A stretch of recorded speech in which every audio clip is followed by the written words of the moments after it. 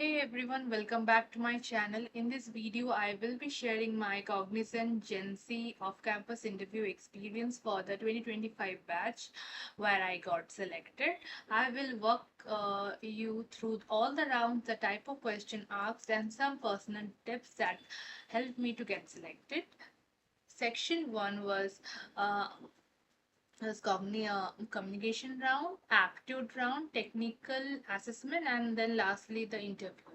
So talking about the communication round, so this was my first elimination round. It was fully automated and tested how well you can communicate in English. It included like reading sentences aloud, listening and responding. Uh, then pronunciation check, grammar, sentence structure, and some picture based speaking. Then, after you pass this round, you will be moved forward to the aptitude round.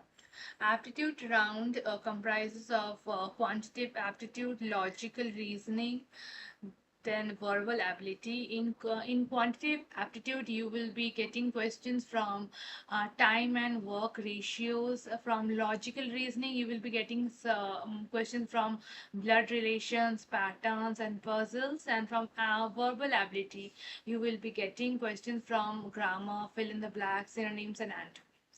So after you pass this round, you will be moved forward to the technical assessment round. So technical assessment round will be like according to your cluster. Like my cluster was Java cluster. So I got questions from Java and some development questions.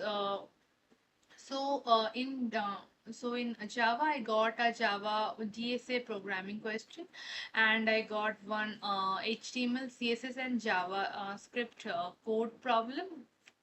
So after you solve the problems, if you solve the problems, you will be moving forward to the interview round. Else you will get rejected.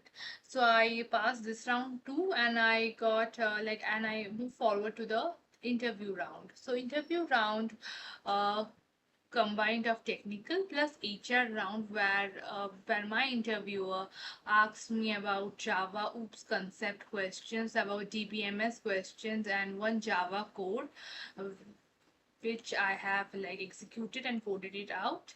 So talking about Java questions which I was asked about OOPS concept, about polymorphism, abstraction, about hash maps, hash sets, and talking about DBMS questions, I got some questions from SQL, I got some questions from DBMS joins, then some ER entity questions, and and so she also asked me about explain OOPS with real life examples.